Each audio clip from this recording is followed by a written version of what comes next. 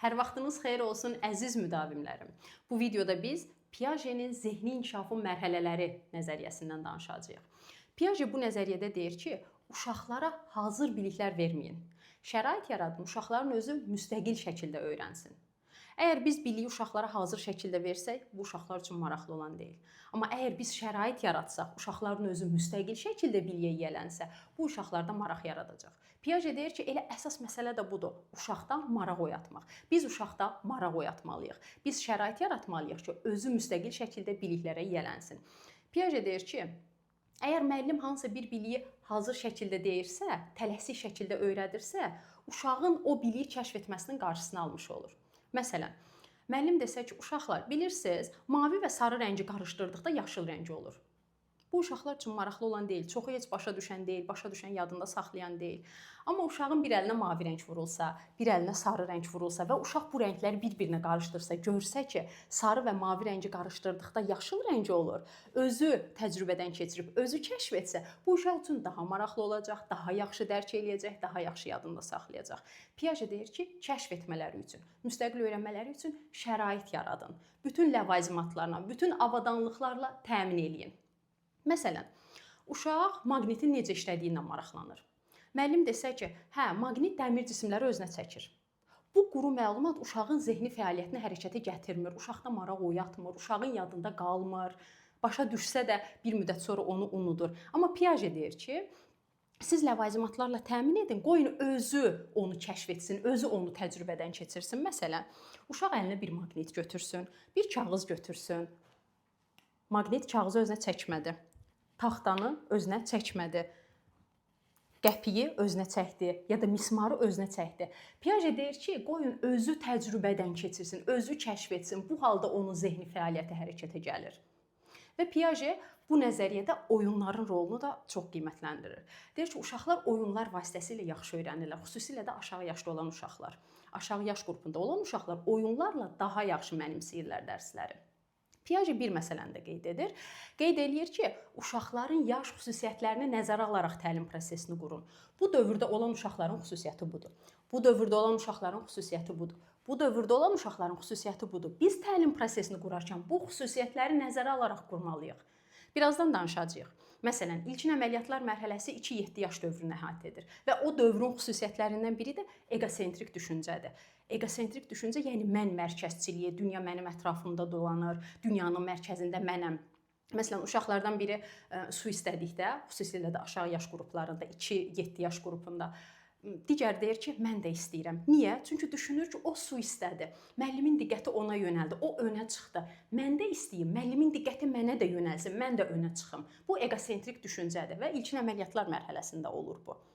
Və Piaget deyir ki, bütün bu xüsusiyyətləri nəzərə alın və təlim prosesini buna uyğun qurun. Və Piaget qeyd edir ki, ilk olaraq zehni inkişaf baş verir, daha sonra öyrənmə baş verir. Deməli, bura qədər danışdıqlarımızı ümumiləşdirsək, Piaget deyir ki, hazır bilik vermə, şərait yarat ki, uşağın özü kəşf etsin, uşaqda maraq oyat, lazım olan bütün ləvazimatlarla təmin et, şərait yarat, amma qoy uşağın özü kəşf etsin. Piaget deyir ki, oyunlar əhəmiyyətlidir və Piaget deyir ki, uşağın yaş xüsusiyyətlərini nəzərə alaraq öyrənmə prosesini qurun. İndi baxaq zehni inkişafın mərhələlərinə. Piaget zehni inkişafın 4 mərhələsini müəyyən etmişdir. Hissi hərəki mərhələ, ilkin əməliyyatlar mərhələsi, konkret əməliyyatlar mərhələsi, formal əməliyyatlar mərhələsi. Bizim hər birimiz bu mərhələlərdən keçmişik. Hər kəs mütləq bu mərhələlərdən keçir. Amma kimin hansı yaşda keçməsi insandan insana dəyişir. Məsələn, elə uşaq ola bilər ki, ilkin əməliyyatlar mərhələsi əslində 2-7 yaşdır. Elə uşaq ola bilər ki, bu mərhələ onun üçün 2-6 yaşdır. 6 yaşda artıq bu mərhələdən çıxıb konkret əməliyyatlar mərhələsinə keçib.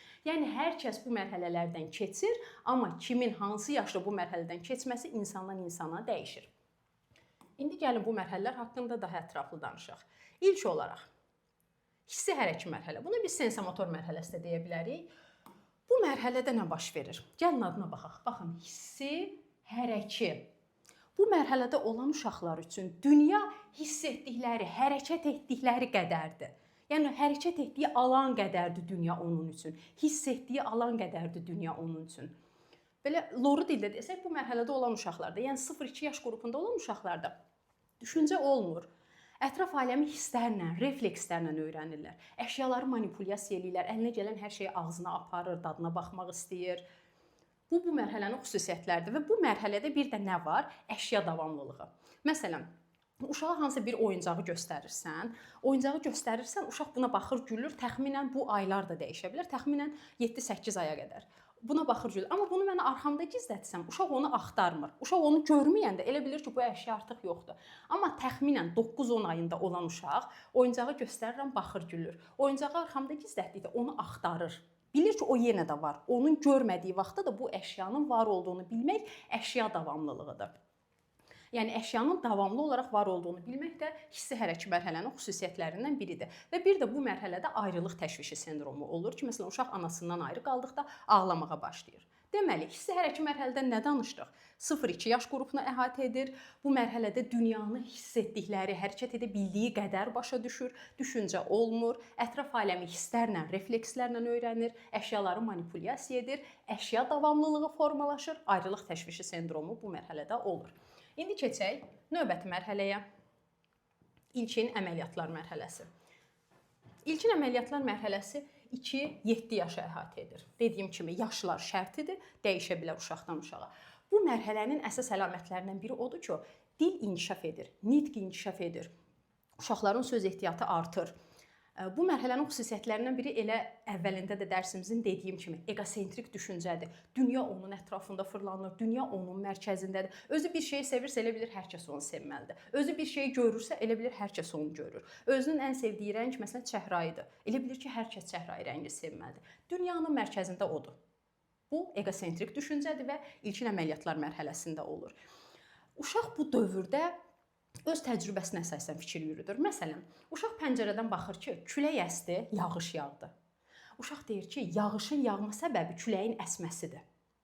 Amma bir neçə gündən sonra uşaq baxdıqda ki, pəncərədən baxdıqda artıq külək əsmir, yenə də yağış yağır, uşaq onda başa düşür ki, əslində yağışın yağmağı ilə küləyin əsməsinin heç bir əlaqəsi yoxdur. Yəni öz gördüklərinə əsasən, öz təcrübələrinə əsasən fikir yürüdür. Uşağın gördüyünə əsasən fikir yürütməsi, məsələn, əlinin var 40 yaşı, boyu balacadır. Vəlinin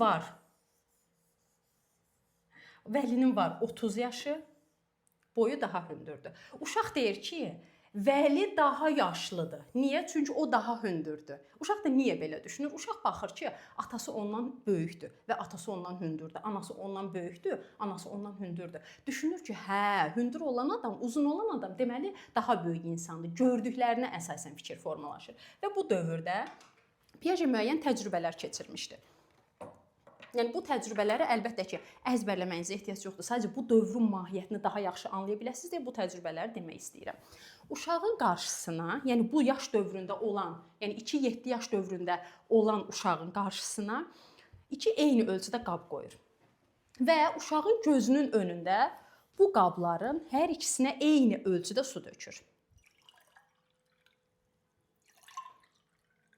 Uşaqdan soruşur ki, hansı qabda su çoxdur? Uşaq baxır, deyir, hər iki qabda su bərabərdir, eyni ölçüdədir.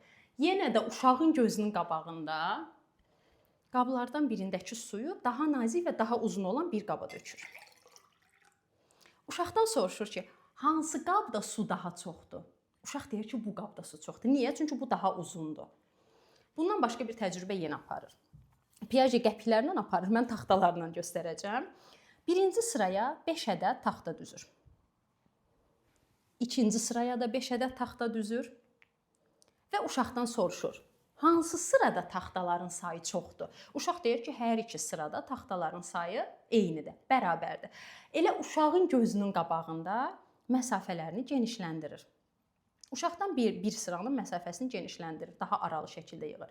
Uşaqdan soruşur, birinci sırada taxta çoxdur, yoxsa ikinci sırada taxta çoxdur? Uşaq deyir ki, hə, bu sırada taxta daha çoxdur. Niyə? Çünki bu daha çox yer tutmuş olur. Yəni, buradan da belə bir nəticəyə gəlirik ki, uşaq nə görür, ona əsasən fikir yürüdür.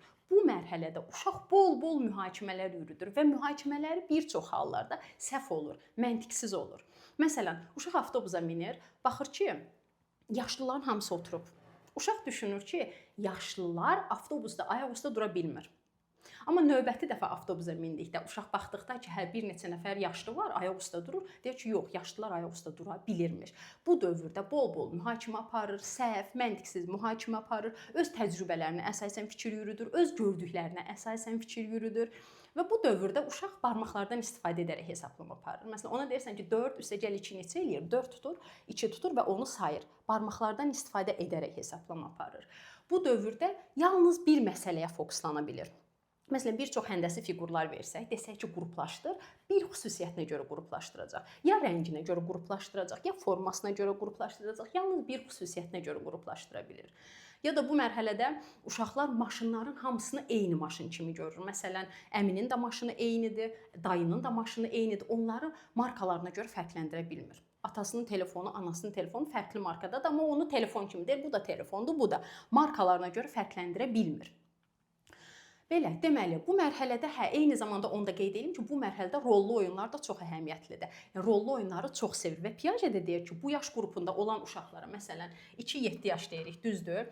1 yaş, 2 yaş, 3 yaş, 4 yaş, 5, 6, 7. Yəni 6, 7, 1-ci, 2-ci siniflərə təsadüf edir. Məktəbə hazırlıq qruplarına təsadüf edir. Deyir ki, məktəbə hazırlıq qruplarında 1-ci sinifdə, 2-ci sinifdə rollu oyunlara üstünlük verin. Çünki bu yaş qrupunda olan uşaqlar rollu oyunları çox sevirlər. Gəlin bir danışdıqlarımızı ümumiləşdirək. İlkin əməliyyatlar mərhələsi qeyd etdik ki, 2-7 yaşları əhatə edir. Bu dövrdə nələr var idi? Nitq inkişaf edirdi, söz ehtiyatı artırdı, animizm, canlı və cansız bir-birinə qarışdırmaq, animizm var idi, egosentrik düşüncə, dünyanın mərkəzində özünü görməsi, başqalarının fikirlərini qəbul etməməsi, elə öz fikrini qəbul etməsi, öz gördüklərinə əsasən, öz təcrübələrinə əsasən fikir yürütməsi, mühakimə aparması, özünün gördüklərinə əsasən səhv, məntiqsiz mühakimə aparması, barmaqlarla hesaplaması, maşınların, telefonların markalarına görə ayıra bilməməsi ya da məsələn it. Hamısını it kimi bilir, iti cinslərinə görə fərqləndirə bilmir. Bütün bunlar bu dövrün xüsusiyyətləridir və rollu oyunlar da bu dövrdə çox sevirlər. Uşaqlar çox əhəmiyyətlidir. Növbəti mərhələyə baxaq. Konkret əməliyyatlar mərhələsi. Konkret əməliyyatlar mərhələsi 7-11 yaşları əhatə edir. İlkin əməliyyatlar mərhələsində olan problemlər bu mərhələdə yavaş-yavaş aradan qalxır. İlkin əməliyyatlar mərhələsində məntiqsiz fikirlər irəli sürürdü. Konkret əməliyyatlar mərhələsində konkret hadisələrlə bağlı məntiqi fikirlər irəli sürməyə başlayırlar. İlkin əməliyyatlar mərhələsində hesablama olduqda barmaqdan istifadə edərək hesablayırdı. Konkret əməliyyatlar mərhələsində artıq beyində hesablamağa başlayır. Abstrakt düşünərək beyində hesablayır, barmaqlarından istifadə etmir. İlkin əməliyyatlar mərhələsində məsələn, itlərin hamısına it deyirdi. Konkret əməliyyatlar mərhələsində iti cinslərinə görə fərqləndirə bilir. İlkin əməliyyatlar mərhələsində maşınların hamısı maşını idi, telefonların hamısı telefonu idi. Konkret əməliyyatlar mərhələsində maşınların, telefonların fərqli markaları olduğunu, fərqli markalara aid olduğunu başa düşə bilir. İlkin əməliyyatlar mərhələsində yalnız bir şeyə fokuslanırdı. Konkret əməliyyatlar mərhələsində bir çox əşyalar versək, həndəsi fiqurlar versək, onu bir çox xüsusiyyətlərinə görə qruplaşdıra bilirdi. İlkin əməliyyatlar mərhələsində egosentrik düşüncə idi, əsas mənim fikrim. Amma konkret əməliyyatlar mərhələsində başqalarının da fikrinin ola biləcəyini qəbul etməyə başlayır. Yəni, ilkin əməliyyatlar mərhələsində olan problemlər konkret əməliyyatlarda yavaş-yavaş düzəlməyə başlayır, yavaş-yavaş aradan qalxmağa başlayır.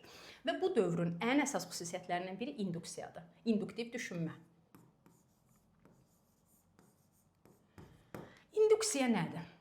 İnduksiya xırda-xırda nümunədən böyük bir qaydaya gəlməkdir. Kiçikdən böyüyə gəlməkdir, xüsusidən ümumiyə gəlməsidir fikrin. Məsələn, uşaq baxır ki, 2 üstəgələk 1 bərabərdir 3, 1 üstəgələk 2 yenə bərabərdir 3. Bu bir nümunə. Baxır ki, 5 üstəgələk 2 bərabərdir 7, 2 üstəgələk 5 də yenə bərabərdir 7. 1 nümunə, 2 nümunə, 3 nümunə, 4 nümunə, axırda uşaq belə bir nümunələrə, bu xırda, sadə nümunələrə baxıb, belə bir böyük qaydaya gəlir ki, toplananların yerini dəyişdikdə cəm dəyişmir. Toplananların yerini dəyişdikdə cəm dəyişmir. Yəni, induksiya kiçik fikirlərdən böyük bir qaydaya gəlməkdir. Kiçik, xırda nümunələrdən böyük bir qaydaya gəlməkdir. Və induksiya konkret əməliyyatlar mərhələsindədir. Və Piaget deyir ki, bu mərhələdə olan, yəni 7-11 yaş aralığında olan uşaqlara siz birbaşa böyük qaydalarla tanış eləməyin. Siz nümunələrlə tanış eləyin. Uşaqlar nümunələrə əsasən özləri qaydaya gəlsin. Yəni ona görə deyirik ki, konkret əməliyyatlar mərhələsində induksiya var. Müəllimlər bilsin ki, bu yaş dövründə qaydalarla deyil, nümunələrlə tanış edəcək. 1 nümunə, 2 nümunə, 3 nümunə uşaq deyir, hə, demək ki, bu belə imiş. Yəni xırda nümunələrlə qarşılaşıb böyük bir qaydaya gələcək. Bu induksiyadır və bu konkret əməliyyatlar mərhələsindədir. Bir də var ki, deduksiya. Deduksiya isə formal əməliyyatlar mərhələsindədir. Deduksiya. Deduksiya nədir? Necə ki, induksiya nümunələrə baxdıq, qaydaya gəldik. Deduksiya isə tam əksinə, qaydanı bilib o qaydadan xırda nümunələr göstərməkdir. Məsələn, uşaq bilir ki, toplananların yerini dəyişdikdə cəm dəyişmir. Bu qayda ilə tanış olur, buna nümunələr göstərməyə başlayır. Bu deduksiyadır və bu formal əməliyyatlar mərhələsindədir. Artıq 12 yaşdan sonra, yəni formal əməliyyatlar mərhələsi 11-12 yaşdan yetkinlik yaşına qədər davam edir. Və 11-12 yaşdan sonra artıq uşaqlar qaydalarla tanış edə bilərik. Qaydalarla tanış olub özü nümunə göstərə bilər. Və bu mərhələdə deduksiyadan başqa formal əməliyyatlar mərhələsində hipotetik və abstrakt düşünmə inkişaf edir. Abstrakt düşünmə başlayır konkret əməliyyatlar mərhələsində, o artıq məsələn beyində hesablamağa başlayır barmağını istifadə etmədən. Amma formalaşır, daha da inkişaf edir formal əməliyyatlar mərhələsində. Abstrakt düşünmə, hipotetik düşünmə, yəni gözlə görmədiyimiz, amma var olduğunu bildiyimiz məsələlər haqqında düşünmədir. Məsələn, dostluq, xəyanət, nifrət, sevgi, vicdan və s. bunlar haqqında düşünməsi bu mərhələdə olur. Formal əməliyyatlar mərhələsində uşaqlar mübahisəli suallara cavab axtarmağa çalışırlar. Provokativ suallara cavab axtarmağa çalışırlar. Məsələn, uşağı xəstə olan və pulu olmayan biri aptekdən oğurluq edə bilərmi? Belə mübahisəli məsələlərə cavab axtarmağa çalışırlar və bu mərhələdə uşaq hansısa bir addım atdıqda, hansısa bir qərar verdikdə nəticəsində nə ola biləcəyi ilə bağlı düşünməyə başlayır. Deməli, formal əməliyyatlar mərhələsində nə danışdıq? Deduksiya bu mərhələdədir. Hipotetik və abstrakt düşünmə daha da inkişaf edir. Mübahisəli suallara cavab axtarmağa çalışırlar. Hansısa bir addım atdıqda mümkün olan, sonda olan nəticəsi ilə əvvəlcədən təsəvvür edə bilir ki, bu addım atsam sonda nəticəsi bu olar. İndi gəlin biraz sual-cavab edək bu mərhələləri. Mən sualı səsləndirdikdə məndən əvvəl siz deyin. Ümumiyyətlə, Piaget nə deyir? Bilikləri uşağa hazır şəkildə verməliyik, yoxsa onların müstəqil öyrənməsi üçün şərait yaratmalıyıq? Nə deyir Piaget? Əlbəttə ki, müstəqil öyrənməsi üçün şərait yaratmalıyıq. Yaxşı, uşağın özü müstəqil şəkildə öyrəndikdə nə olur ki? Uşağın özü müstəqil şəkildə öyrəndikdə uşaqdan marağı olur, daha yaxşı öyrənir, daha yaxşı dərk edir. Yaxşı, bəs Piaget nə deyir? Biz uşağa biliyi hazır şəkildə versək nə baş verər? Uşağın onu kəşf etməsinin qarşısını almış olaraq, uşaqda həvəs olmaz, uşaqda maraq olmaz. Yaxşı, Piaget deyir ki, uşaqların müstəqil öyrənməsi lazımdır, uşaqlar biliyi özləri kəşf etməsi lazımdır. Bəs müəllim neynəsin? O zaman müəllim niyə var? Müəllim ona görə var ki, uşaqların hazır öyrənməsi üçün şərait yaratmalıdır. Şərait yaratmalıdır müəllim. Bütün avadanlıqlarla təmin etməlidir, uşağın özü kəşf etməlidir. Yaxşı, Piaget nə deyir? Uşağın yaş xüsusiyyətləri ilə tanış olub ona uyğun təlim prosesini qurmalıyıq. Bəli, uşağın yaş xüsusiyyətlərini bilməliyik, təlim prosesini ona uyğun qurmalıyıq. Bəs Piaget nə deyir? Öyrənmə birinci gəlir, yoxsa yaş xüsusiyyətləri, zehni inkişaf hansı? Piaget deyir ki, zehni inkişaf birinci gəlir, öyrənmə daha sonra baş verir. Piaget zehni inkişafın neçə mərhələsini müəyyən etmişdi? 4 mərhələsini. Hansılardır? Hissi hərəki mərhələ, ilkin əməliyyatlar mərhələsi, konkret əməliyyatlar mərhələsi, formal əməliyyatlar mərhələsi.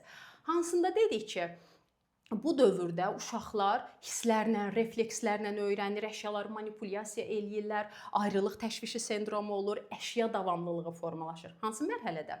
Əlbəttə ki, hissi hərəki mərhələdə. Yaxşı, hansında dedik ki, bu mərhələdə abstrakt düşünməyə başlayırlar, beyində hesablama aparmağa başlayırlar. Hansında dedik? Əlbəttə ki, konkret əməliyyatlar mərhələsində. Hansında dedik ki, uşaq məntiqsiz düşünür, bol-bol mühakimələr aparır, mühakimələrin çoxu səhv olur. Hansında dedik? İlkin əməliyyatlar mərhələsi. Hansında dedik ki, dünyanın mərkəzində özünü görür, egosentrik düşüncə formalaşır, animizm olur bu dövrdə, uşaqların nitqi inkişaf edir. Hansında? İlkin əməliyyatlar mərhələsində. Yaxşı, hansında dedik ki, mübahisəli suallara cavab axtarır. Hipotetik, abstrakt düşünməyə başlayır. Bir addım atdıqda onun sonunda nə ola bilər, onu əvvəlcədən düşünə bilir. Hansı mərhələdə? Formal əməliyyatlar mərhələsində. Yaxşı, induksiya hansındaydı? induksiya. İnduksiya konkret əməliyyatlar mərhələsində idi. Bəs deduksiya hansı mərhələdə idi? Deduksiya formal əməliyyatlar mərhələsində. İnduksiya nədir? Deduksiya nədir? İnduksiya fikrin xüsusidən ümumiyə getməsidir. Kiçik fikirdən böyük fikrə getmək. Xüsusidən ümumiyə. Xüsusidən ümumiyə.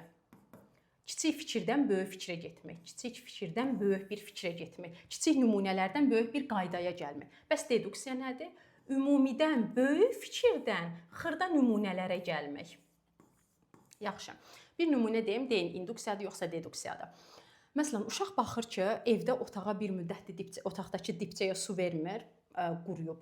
Sonra həyətə gedir, baxır ki, həyətdəki ağaca bir müddətdə su dəymir, quruyub. Və deyir ki, hə, bitkilərə su vermədikdə bitkilər quruyur. Bu nədir? İnduksiyadır yoxsa deduksiya? Əlbəttə ki, induksiyadır. Niyə? Çünki xırda nümunə, bir nümunə gördüm, 2 nümunə gördüm, 3 nümunə gördüm və böyük bir qaydaya gəldim ki, evdə bitki qurudu, həyətdə ağac qurudu. Bu nümunələrdən böyük bir qaydaya gəldim ki, bitkilərə su vermədikdə bitkilər quruyur. Bu induksiyadır və bu konkret əməliyyatlar mərhələsindədir. Mən o qaydanı bilsəm ki, bitkilərə su vermədikdə, mən kitabdan oxuyuram ki, bitkilərə su vermədikdə bitkilər quruyur. Qaydanı bilirəm, qaydanı tanış olduqdan sonra gedib otaqdakı dibçəyə su tökürəm. Bu deduksiyadır. Çünki qaydanı bildim, ona uyğun xırda nümunələr göstərdim. Yaxşı. İnduksiya dedikcə nümunələrə baxıb bir nəticə çıxarmaqdır. Biz ilkin əməliyyatlar mərhələsində danışdıq ki, uşaq baxır, ümumiləşmələr aparır. Uşaq baxır, deyir ki, avtobusda bir dəfə baxır avtobusa, deyir ki, avtobusda baxır ki, hər kəs əyləşib, deyir, yaşlılar əyləşib, daha doğrusu deyir, yaşlılar ayaq üstə dura bilmir. Ya da pəncərədən baxır ki, külək əsir, yağış yağır, deyir, külək əsdi deyə yağış yağdı. Belə bir ümumiləşdirmə aparır. Bəs bu induksiya deyil, bu ilkin əməliyyatlardadır, induksiya isə konkret əməliyyatlardır. Əlbəttə ki, bu induksiya deyil, bu səhv mühakimədir, səhvdir, məntiqsizdir. İnduksiyada həm nümunələr doğru olur, həm də gəldiyimiz nəticə doğru olur. İnduksiyada olan o nümunələrdən bir qaydaya gəlməyimsə doğrudur. Yəni, doğru nümunələrə baxıram, doğru qaydaya gəlirəm. İzlədiyiniz üçün təşəkkür edirəm. Təkrar izləyin. PDF-ə, səsə də baxın mütləq.